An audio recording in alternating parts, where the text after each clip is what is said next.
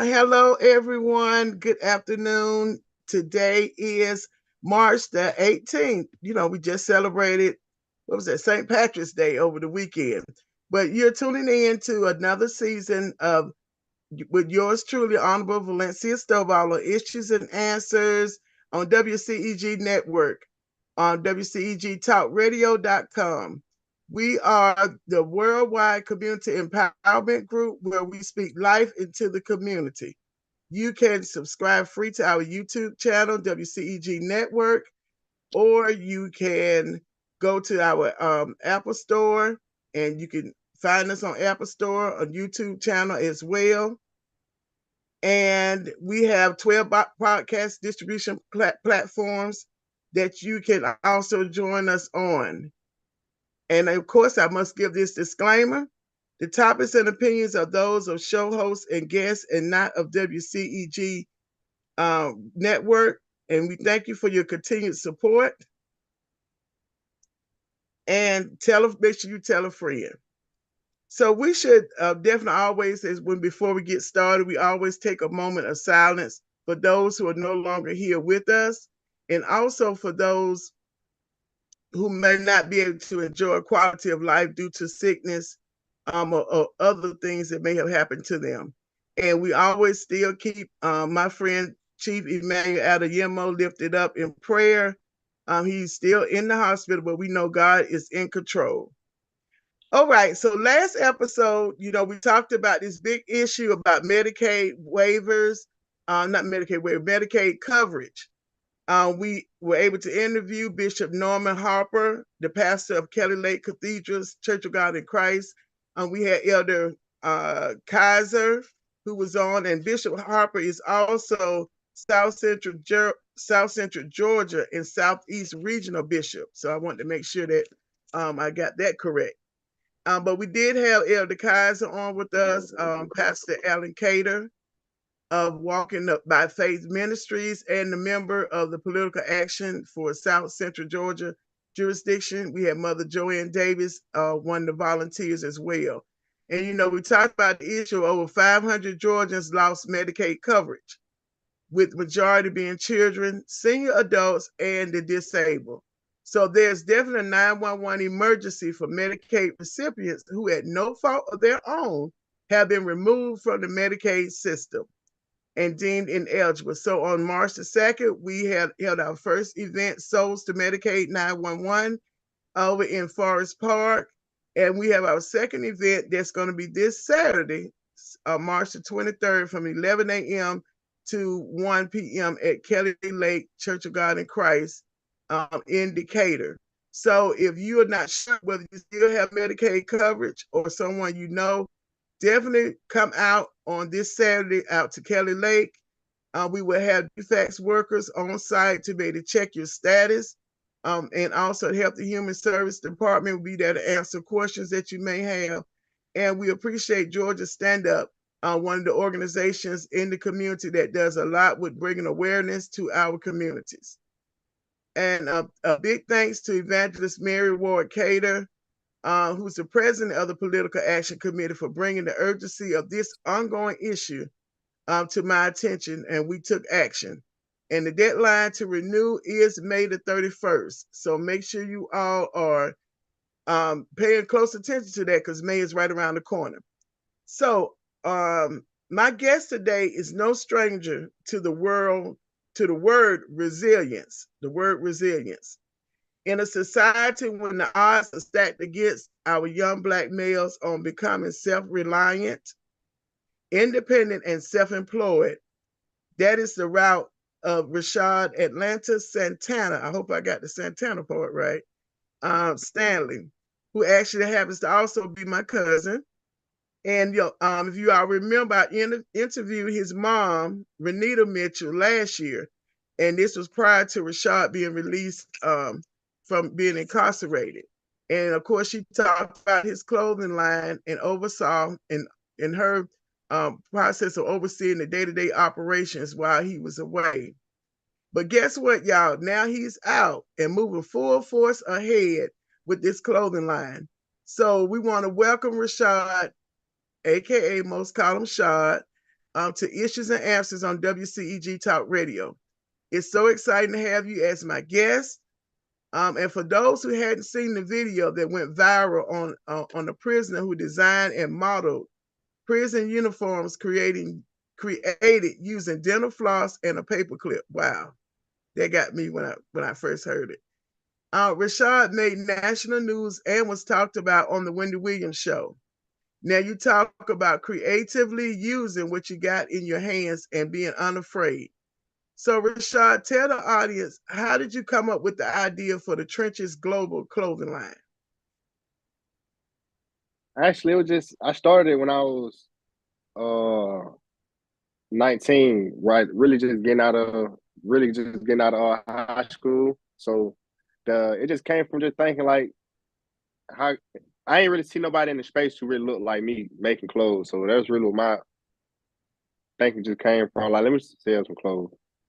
It really was just a hustle, just starting out. Then the passion came from just keeping it going while I was locked up. Like, because at first it was just put my logo on items until I start actually making it myself. Wow, most young kids are not thinking that advanced. They're kind of thinking about playing those games and some other stuff, in and out. But for you to even be thinking about that at such a young age, and especially starting your own clothing line, that says a lot. So I know your mom was holding down things, and the rest of your family were holding down things while you were away. So how would you say family support, how important would you say that family support is in what you're doing? Family support is huge, especially being incarcerated. Because without no family support, I probably would have still been in there right now. Like, cause I already had issues with parole for them letting me out, so they ain't really had nobody to call and inquire about when I was gonna be released. I probably would have still been in there waiting on my parole date. Cause parole is not guaranteed. They ain't gotta give you parole. So that's really the number one thing they look at when they looking to see if they gonna grant you parole. Do you got not financial, you got family help outside. So that definitely was a big role, and I wouldn't have got this far without the family being able to handle the business while I was away. Okay. Yeah, that family support is definitely important. And of course, everybody saw Renita posting constantly. I even attended one of the events he had with I think it was a basketball team. And so she was kicking off your clothing line over on the west side. And I was able to come out and see, you have some really top quality, first quality product as well. So, what led you to continuous creativity while you were incarcerated? Because most people, when they're behind, bars, the last thing they're thinking about is what their future going to be when they get out. I mean, me making clothes really part of me keeping my individuality as far as me being in prison, because in prison they put everybody in the same outfit and they really just strip you of your individuality, like make everybody the same. So I just looked at it like I'm gonna be me the same way I came in, the same way I'm going out. Mm-hmm. Okay. So, how did you come up with the idea of being able to use dental floss and a paper clip? I can't take all the credit now. I can't take all the credit. Cause there was guys who've been gone 20 and 30 years now who don't really showed me how to make the paperclip. So like I taught myself how to sew, but I actually ended up getting about like $2 for like the paperclip. And then after that, I ended up getting my own paperclip and just making it myself, because during the shakedown, they probably be done took it or probably done lost it or something of that nature. But I really just learned that from being in prison, like how to actually make the paperclip how to make the needle out of a paperclip. Like the same way you'll be in prison to make your knife, you'll sharpen it the same way. So that really was like, but I actually taught myself how to. So I started out cutting up the blankets, and when I first started out, it wasn't looking all the way right. Like some of the patterns were kind of small, like the pants were a little off, and the seam might rip on you. But after staying precision at it, I got good at it. So then it was just like, oh yeah, folks started trying to pay me to tailor their clothes. Wow. So what was the issue as to why you got into trouble with redesigning the prison uniforms? What was it that led you to get in trouble on that part?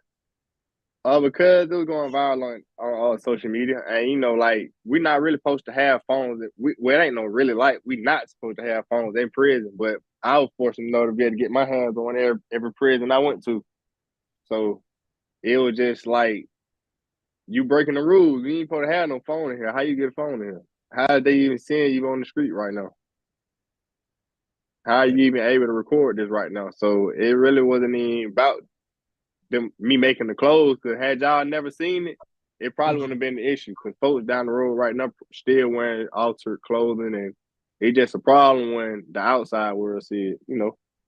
Making them look bad, like they not doing their job. But Yeah, I do understand that part. Nobody, especially dealing with the state, wants to look bad that they're not doing their job.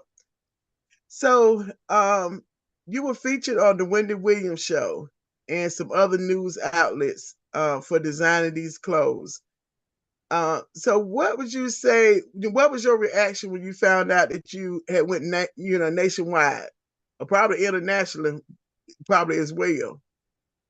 uh, at the time I was in solitary confinement. I had just been sentenced to 9 months solitary confinement when I found out I was on the Wendy Williams show.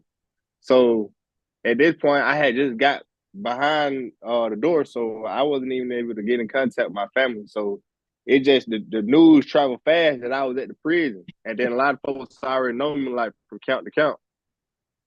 So it was just so like, I mean, it was just like it was worth it. That's how I looked at it. It was worth it. Okay. Cause I was already So, doing 9 months, and I found I was on Wendy. I'm like, yeah, I can do this. This ain't no problem. It was worth it. Cause I look at it like I'd rather take these risks right now than me have to take these risks when I get out and potentially come back to prison. So I looked at it like it was worth me trying to solidify what I'm gonna do when I get out, as opposed to trying to figure it out when I get out. Like if I can make sure everything's smooth when I get out, I ain't gotta take no risks like getting in the streets trying to do nothing crazy. So it was just like if I can get this clothing where I need to before I get out, that'll be smooth. I can stay focused on what I need to do. right. Wow. So, you have a lot of young people I know that you're mentoring now. And saw the life that you lived before, and then now the change of what we call getting on the right track. So, what is some of the advice that you give to some of those young people, and even those who you have not talked to, who may have parents who view this particular show? What is some advice that you have for young entrepreneurs like yourself? Just stay consistent and do the work. You got to do your due diligence in every endeavor you plan on being a part of, or actually making it come to fruition. Like you can't really depend on nobody else to give you the route. Like main thing is make sure you put in the work. And then another thing, like you can't count on everybody to even support you, like even family. Like you got to make them a believer. Like because it was points where the family, like I ain't gonna just say like my mama, she always believes, especially when I got the stove. Like cause she seen me, she know I'm gonna go get it regardless anyway. But like when I was in prison, it was times where folks would tell me, stay on the phone, don't post that. So they didn't see what I was seeing. You know what I'm saying? Like they didn't see my vision the way I seen it. Then after I hit the win it, then it was like, well, you did a good job. But y'all was just saying, stay out of the internet, don't keep going to the hole. So sometimes you gotta make them a believer. Like it ain't their job to actually believe in you. You gotta show them and make them believe. Like cause a lot of folks say a lot of things. I'm gonna do this, I'm gonna do that. So I don't really knock nobody who didn't believe in me when I was in prison. I had just crashed out. So of course, they not going off face value of what I was saying I was gonna do. But I just looked at it like, all right, I'm gonna show you. Like I'm gonna handle the business and just show you. I ain't even holding no grudge about it. Like I'm gonna make you a believer though. You're gonna see it when I get done. But the main thing I just say, man, just believe in yourself. Cause even when don't nobody else believe, as long as you keep on believing and keep on putting in the work, you gonna eventually get there. Cause one thing they can't deny is that work they got put in. Right. And another thing, like you're saying, is also you can't deny the talents. That's a very special gift and talent that you had of creativity. To Thank you, be but able to, talent without hard work, it ain't go. Cause like just me being able to sew, that was one aspect of it. So it really took for me to do a lot of different skills for me to be able to get to where I'm at now. Like learning videography, like learning how to not just shoot videos, how to edit the videos. So this is another thing I like to tell them. Like when you're trying to build out your team, a lot of time when you're starting out, you got to play every position until you can get it rolling enough. Because don't nobody want to be a part of no team that's losing. Folks want to be a part of the team once you win it. So you got to learn how to play every position on the team until you can find somebody to fill that position. right, you're definitely right about that. And being an entrepreneur myself, you're right. And even with running this particular campaign, is you got to be able to be multi-tasking at all times. Most definitely, Um, most definitely. yeah, and continue to believe in yourself because other people pick up off of your energy of or how you're going to look at your success, and that's how they determine sometimes whether they're going to follow you or wait on the sidelines to kind of see where you're going to be. So that's some very good advice. Anything else you want to say about the advice part? I'm not just piggybacking on what you said. They'll sit on the sideline until they see you getting some motion. Then they want to hop on the bandwagon. So, but it'd be cool though. Long as you do a little kick push before you hop on the bandwagon to give us the extra little motion on the bandwagon. It cool. It'd be some room for you. Long as you add to the motion instead of taking away. It's cool. Right. Now, where did you get the word trenches? How did you come up with trenches? The word trenches. Actually, the trenches, they're really like what we call like where I'm from, like, but I felt like it was bigger than that. So that's why I went to Trenches Globe. But like, cause everybody come from, I ain't gonna say everybody, but a lot of folks can relate to the trenches. Like even like it's a lot of impoverished neighborhoods all the way around the world, but it's bigger than just being in poverty. Like it you could be rich and still have an impoverished like type of mind. Like it just like being able to overcome obstacles, because that's all that is. Where you at that moment, it's just an obstacle. Like, can you overcome it? And then it's more so like I got the trenches sport, where it's more like the offensive line, defensive line, like it's the battle of the trenches. Only the strong survive. So I look at it, it's like it's bigger than just like being in an impoverished neighborhood, but that's where it originally came from though. Okay. Yeah, a Like the lot of trenches, people. it's just hard around here. Like it's hard around. You gotta make it work. Making a way with no way. That's why the slogan, don't let your location determine your destination. Go forward. Like you can make it out of the trenches. This America. It could be worse. You could be in a third world country. Right. Could be in China and dictatorship. You can't even start your business unless they say you can. So even when you in the trenches in America, you ain't in the trenches for real. It Yeah. could be worse. Those are powerful, very, very powerful statements. Like you said, you don't have to stay where you are and don't let your destination, where you are, determine your destination. That's very, very important. And opportunities that are available here in America, sometimes they are challenging, but like you said, you have to be consistent and persistent with what you want to do as an entrepreneur. So now, so you talked about your clothing brand, the Trenches Global. Now, if someone was interested in purchasing your products, and I know you have a fashion show that's coming up, so kind of get us some information on how they can reach out to you and stay connected with you through this journey that you're on with your clothing line. You can follow me on all social media platforms at the Trenches Global. The merch is available at www.thetrenches.global. And the fashion show will be held April 12th. We got guests coming through, Amaretta and a few more. Like we got a few more guests coming through, but the fashion show is April 12th from Okay. 5 until because it'll be like a after party after the fashion show. Okay, you said April the 12th. Oh yes, ma'am. Okay, and 5 and 10. Where is it going to be? Do they have to reserve, make reservations? Is Oh there a fee yes, you to can. get in? Yeah, it's a $30 entry fee. It's a $30 entry fee. You can order tickets on Eventbrite at the Trenches Global Fashion Show. So if you go on Eventbrite, you can purchase tickets there on Eventbrite. Okay. All right. So you all heard that from the creator of the Trenches Global clothing line. You heard about his journey that he's taken, and didn't stop with being able to coming out of prison. A lot of times we talk about um, making sure those individuals are not returning or reentry.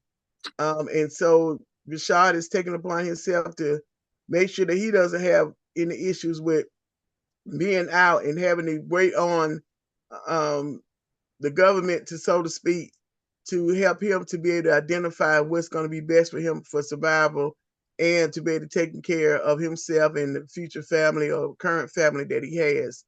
And so it's very inspirational, Rashod. We really appreciate you taking time out your schedule because I know being an entrepreneur is not easy. Everyone Most is definitely, most definitely. definitely um, pulling at you. And now give us the website again. www.thetrenchesglobal. That's the website, but we actually have I got a store opening up. I ain't gonna put no date on it right now, but it'll be in the near future. I already got the location. Right now I'm doing renovation. So I just don't want to say it's gonna be this day, but sometime in May for sure. It'll be opening sometime in May. 2947 Legion Way. It's in East Point by the East Point train station.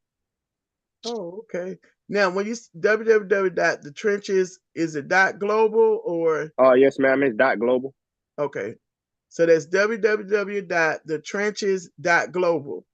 Yes, ma'am. And okay, and he's going to be actually be opening up a store where you all can be able to come in and shop. But he has also a lot of presence online. I know he.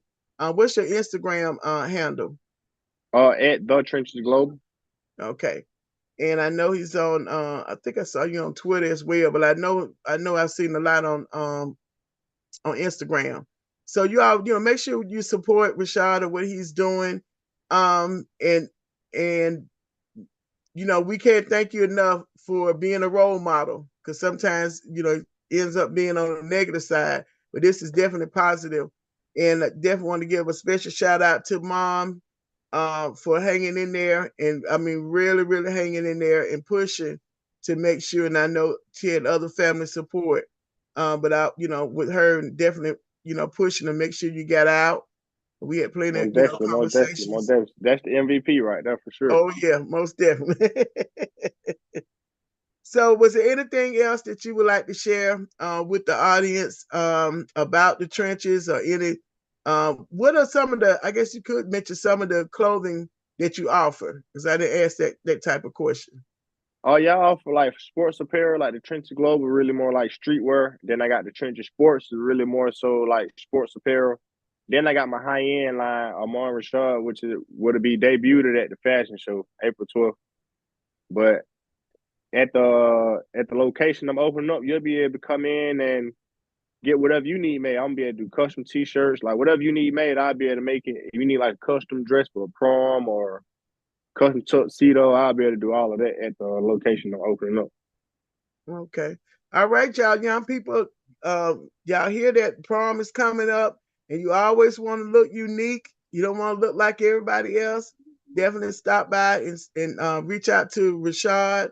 Even if you needed something before your prom that's coming up, definitely reach out to him and let Trenches Global be your one stop shop when it comes down to fashion moving forward. Most definitely. We're gonna be able to give you whatever you need. All right. And I got a couple of ideas. I'm gonna reach out to you as well on some couple of ideas I have to see how we can be able to collaborate together for some All right. future projects. Yeah. Well, thank you so very much, Rashod. If you want to stay on, you can. I'm gonna just use a transition into the next half of the show. But again, thank you so very much for Thank you coming for on. having me. Yeah, and if anything else I can do to support you, definitely let us know. All right, thank you. Okay. All right. All right. Again, you all go to www.thetrenches.global to check out what Rashod is doing, his clothing line. He has the fashion show that's coming up April the 12th at 5 p.m. You can find information about him and this fashion show on Eventbrite. So you all check him out and definitely go out and support him. All right. So You all know that on March the 4th, I announced that I officially qualified to run as Georgia State Senate District 34, which takes in Clayton and Fayette counties. And because I served 8 years as a former state representative, I definitely understand that leadership matters. When you're looking at improving our community, stabilizing it, leadership matters. And my platform is the book, which is economic rejuvenation, the book, which is reimagining education, and the ballot, which is government accountability. And today, with our guest, Rashod, he falls up under that category between the book and the book. And when it comes down to the ballot, being the entrepreneur for himself, and that's one of the focus I have with my platform is stabilizing our small businesses, to making sure that they're able to thrive and continue, because majority of our businesses in America and in our communities are small business owners, and they're the ones who majority hire individuals in our community. And after COVID, so many of them were hit so hard. And so as elected officials, we have to make sure that we are stabilizing our economy by supporting our small businesses. And so we really appreciate Rashod. And then also part of the ballot of government accountability is making sure we have a fair and robust justice system. And so we appreciate him. We're going to move on for his resilience, definitely resilience. So the next half of the show will be dedicated to thanking a single parent. All right, you all know that March the 21st, I talk about this all the time, is Single Parent Day in the state of Georgia. The first bill I authored, the House Resolution 279, was signed into law in May of 2018 by Governor Deal. Beginning in 2019, we started celebrating Georgia single parents across the state. This year, we have 3 days of appreciation. So we invite you all to come down to the state capitol, join us at 9 a.m. at the state capitol on the second floor of the rotunda. And we're going to start off at 9:30 taking pictures with the House photographer. The governor, we're going to have a picture with the governor. If we're still on the schedule, sometime that changes, you all, as you know, I know from being down at the Capitol. And then we're going to visit the House Gallery to be recognized by Representative Kim Schofield and other legislators from the House floor.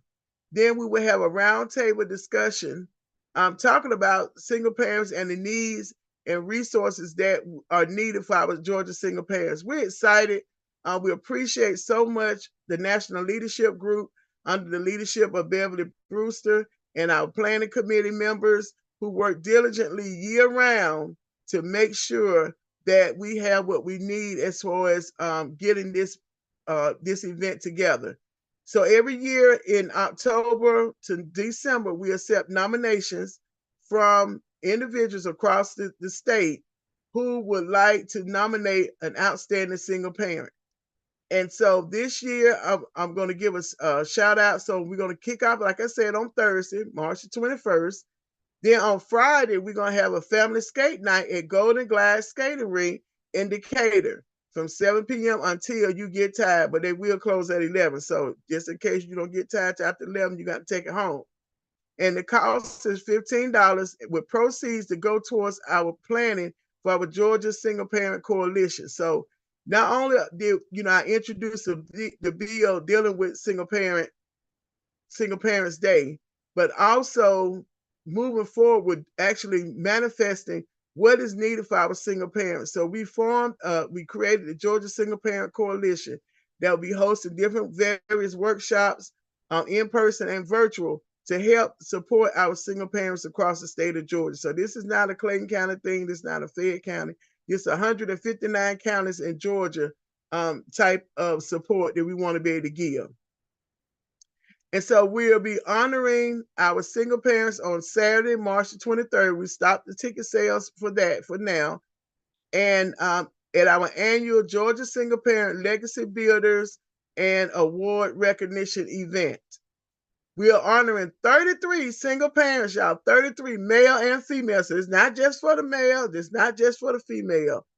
And so I want to give a special shout out on this show for the 7 finalists. We have Mia Smith of Griffin, Nabria Troy of Dallas, Georgia, Dr. Deborah Truitt of Atlanta, and Danielle Tichy of Morrow, Vanessa Bridges of Riverdale. All right, Riverdale, Clayton County. And also Danielle Tichy is Clayton County. Donna Perkins of Atlanta, and Joan Houston of Covington, Georgia. And then we also have our honorees that we'll be honoring all 3 days. Sonia Clayton of Atlanta, Tanya Garcia of Riverdale, shout out to Clayton County, Felice Williams of Jonesboro, shout out for Clayton County, Kiana Weaver of Atlanta, another part of Clayton, Atlanta part of Clayton County, Claudette Ayanaba from Austell, Nigel Brinkley of Atlanta, Caitlin Crawford of Rossville, Brittany Butler, Stone Mountain, Kanea Lampkin Ross of Conyers, Dee Griffith of Augusta, Brianna Wise Rao of Atlanta, Aurelia Gregg of Sugar Hill, Ashley Jeter of Duluth, Breon Smith of Atlanta, Chandra Morgan of Atlanta, Tilandra Norman of Douglasville, Michelle Jones of Macon, Demetria Henderson of Atlanta, Myra Foley of Atlanta, Chanel Fleming of Lithonia, Brenna Harrison of Ellenwood, Michaela Robinson of College Park, Sharice Hill of Lithonia, and then we have 2 special categories. One is the Ruth Brewster Endurance Award that was created by none other than Mrs. Mother Ruth Brewster, who is the mother of Beverly Brewster. And we have a special award we give out, which is the person who will be awarded is Janika Bremer. And then we have the Overcomer Founders Award, which is an award that I created for those very special category. One of the awardees is Xenophon Cater, and the other one is Marcy Cynthia Idiage. So we want to congratulate, if I had the shaking of the shakers and a round of applause for all of these outstanding single parents in the state of Georgia. We're so excited to be able to honor them March the 21st, which is Single Parents Day in the state of Georgia, and then on the 22nd, and then rounding it off on the 23rd, where they will receive certificates of honor for participating and being nominated. So listen, next year we're going to do it again. This is our 5th annual event. So we're in it for the long haul. So if any of you all are interested in joining our planning committee or being a sponsor for the event, definitely reach out, contact Go Stovall, or you can go to the website for National Leadership Group, which is https:// or you can just Google nationallg.org, nationallg.org, to find out more information about what we're doing. All right, so what time is it? Oh, it's time for the Say What segment. Every day, there are situations happening all around us that make us want to say, what in the what? So, the first one, the House passed Senate Bill 233, known as the Georgia Promise Scholarship Act, or to others, most people know it as the voucher bill. Of course, you all know my stance when it comes down to parent choice and school choice, as far as with this. And I definitely support the bill, because where the children will be educated should be that parent's decision. A couple of highlights on this bill I want to mention. The money doesn't go to the parent in their hand. It is placed into an account that is kept and managed by Education Savings Authority. And what the parents do is they request the money to be able to pay for the services that are going to be provided, whether it's tuition, whether it's if they need additional service from their children for a physician or a therapist, they can use a certain portion for transportation. occupational, behavioral, physical, or speech language therapy, or some other expenses. Now, if you're already participating in one of the scholarship programs, you're not eligible to participate in this one.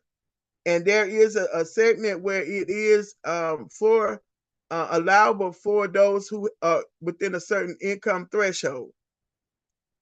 And some people say, well, there's no reporting requirements. Well, in the bill, there is a reporting requirement for all participating private schools. So if you're a private school and this bill is going back to the Senate, and then the Senate has to agree or disagree to the House approval of it. And then it goes to the governor's desk for signing. So if you're a private school owner or you're looking at opening up a private school, this particular bill, you have to have been a school open at least 1 year. But it's still an opportunity. And so with the reporting requirement is for all other participating private schools, they have to report their aggregate data of student attendance rates and course completion rates for eligible core courses and eligible CTAE courses. So for those who are not familiar, a lot of times in education and government, they always use the acronyms that nobody ever hardly understands, except for those who, of course, participate in it. So CTAE is dealing with our technical, agricultural courses. And so those are the courses that the kids are able to take where they end up learning a certain trade. And and it says that such terms are defined in a code. So everything in the state of Georgia when it comes to policy is always related, tied to a code. And code 20-2161.3 for all those who may want to go look that up. Or you can just Google SB 233 and have fun and reading the entire bill. Of course, there are always those who oppose this type of bill or any kind of school choice options by parents. But what I've noticed that even when I was elected, there was never no comprehensive plan of how to be able to combat. Or if you say you're not for this, then you have to have a plan to say this is what we should do. And nothing has really been concrete put together. And most of y'all remember the Opportunity School District, the OSD. When that bill came up, a lot of our school districts scrambling and start offering tutoring and all that. And some of them don't offer it on the same level. I'm not saying all of them don't. And so we have to have accountability on all sides.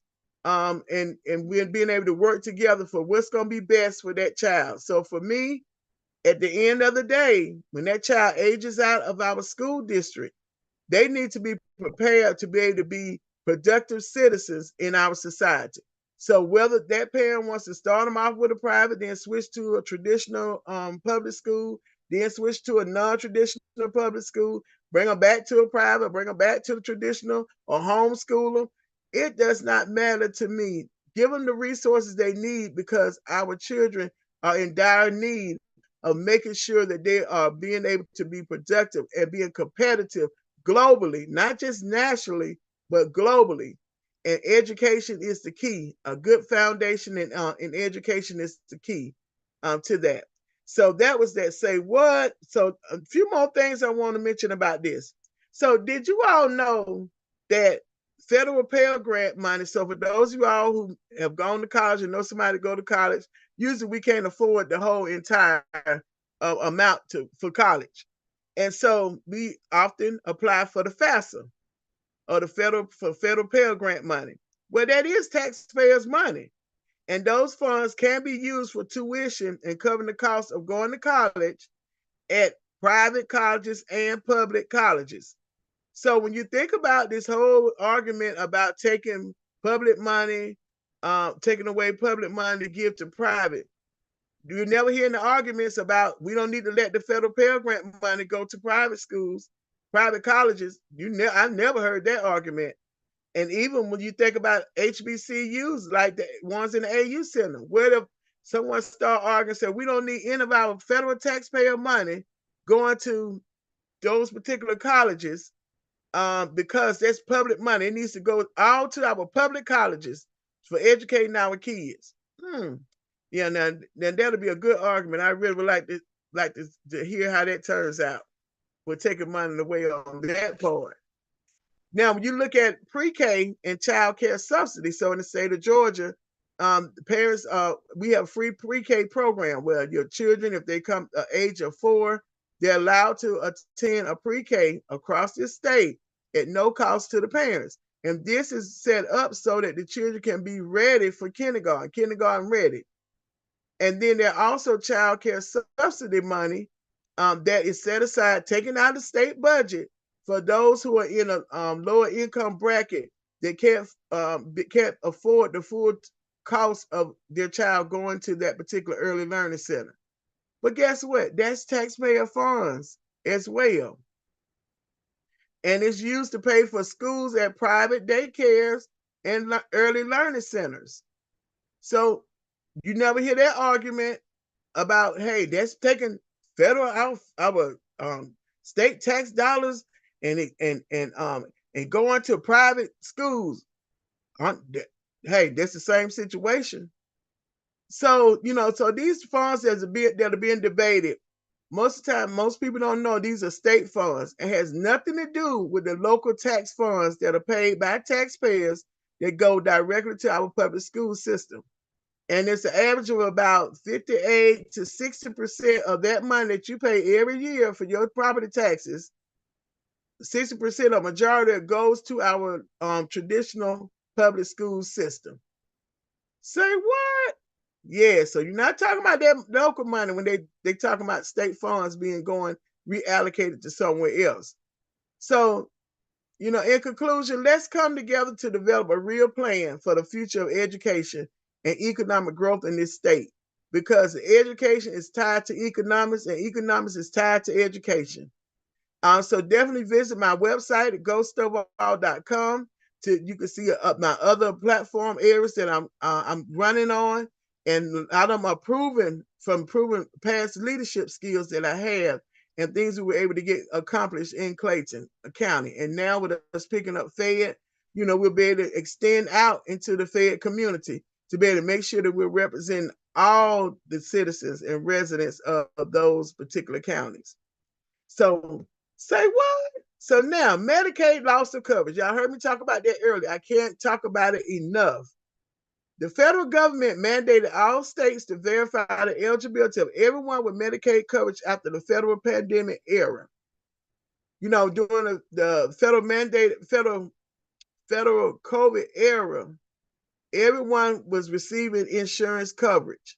It didn't matter whether you met the income requirements or you did not. And because of that, now we're out of the COVID, the crisis part of it. And so the federal government said, okay, we now need to check and make sure everybody who's still receiving Medicaid has met the requirements of the original Medicaid requirement when it comes to income, and also other contributing factors that come with it to make you eligible. So they mandated that all the states go back and recertify all the eligibility of all the Medicaid recipients. Well, here in Georgia, over 500,000 people were affected and end up being affected by this mandate. 2.8 million Georgians had to go through redetermination, which represent 1/4 of the state population. What? 2.8 million. 71% of Georgians losing Medicaid are children. And this was due to red tape, which is kind of considered to lack of paperwork. What can you all believe? That's to say, what? Our children. You just heard me talking about the children earlier. According to another AJC reporter, at one pediatric office in Lawrenceville, parents were showing up for appointments to only find out they didn't have insurance due to non-renewals. Say what? To the what? Georgia had the third highest number of children who lost coverage. Children represent a significant portion of those covered. Medicaid recipients are legally entitled to be covered, so they have to be covered according to the federal law. Adults who recently turned 18, nearly 28% of the children removed in non-expansion states like Georgia. That means Georgia not expanding Medicaid. So when this mandate came and Georgia had to go through the recertification process, 28% of those that turned 18 were affected or are affected. The U.S. Health and Human Services Secretary sent a letter to Georgia in December of last year saying that Georgia had to send to them what the steps or remedies they're going to take to get these people, making sure that they have their coverage, their insurance coverage. Governor Kemp set aside $54 million in federal funds to address what he called a strategic surge to get state workers help when handling the massive job of checking their eligibility. So they're still in that process. And the children who lost coverage, because Georgia does not do an auto renew enrollees on a person by person basis, that's how the children got caught up in the not being eligible anymore. Georgia has adopted 7 strategies, and so what I want to remind everybody, being an advocate in the community, we see situations and problems and issues. We could talk about them all day long, issues, but we got to find answers. And so what we did, our Go Stovall team, we teamed up with the Political Action Committee with South Central Jurisdiction for the Church of God in Christ. And that's what I talked about earlier, led by the president, Evangelist Mary Ward Cater. And we held one event, and we have a second event that's coming up on this Saturday. So you all have heard the statistics. And a lot of people, your neighbors and family members, don't know that they don't have coverage. So we need for you all to make sure that you're telling them to check, go to State Covered GA to get information. Also, they can go to Gateway, Georgia, to be able to check their status. And if they're not sure, because they may not be savvy on the computer with technology, then have them to come out on Saturday, meet us at Kelly Lake Cathedral, Church of God in Christ in Decatur on White's Mill, to be able to have someone there to be able to check their status and get them re-enrolled on the spot. So you all spread that word is very, very important. And it's very important that we are proactive. And that's what I talk about, leadership, being bold, accessible, and understanding that leadership matters in times of crisis. All right, so our next, and that's a say what? Yes. So now, the last say what? Georgia General Assembly is still in session, y'all. They're in session 40 days. So you got to continue to keep your eye out on bills, because sign and die is on March the 28th. That's the last day for bills to make it to the governor's desk for signage. And so the governor has 3 options. Either the governor can sign it as soon as it hit his desk, or he can let it say or set, or they usually say lay, on his desk for 40 days and it automatically becomes law, or he can veto it. That means he said, no, I don't care what the General Assembly did on the House and the Senate side, making sure that I'm not concerned about that. So I don't agree with the bill, so I'm going to veto it. And that has happened before. So making sure that you all know that. Now we're going to get into announcements. May the 21st is primary elections, you all. They're going on across the state of Georgia, especially in Clayton and Fayette. So the primary election that I'm running in is May the 21st. So make sure that you're going out to vote. Early voting starts April the 29th. So you have almost 30 days before the election day to actually cast your ballot. You either can go in person or you can request an absentee ballot. If you go to mvp.sos.ga.gov, you can be able to put your information in if you're registered and find out where your voting location is. Now, you do have early voting locations that won't be your exact precinct you would go to on election day. So make sure you're paying attention. You can go to my website, gostovall.com, to make sure you're keeping up with that information.